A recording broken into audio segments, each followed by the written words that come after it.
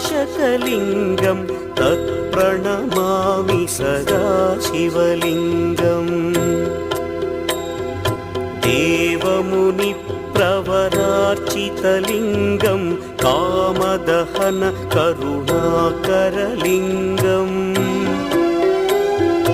रावणदर्पविनाशकलिङ्गं तत्प्रणमामि सदा शिवलिङ्गम्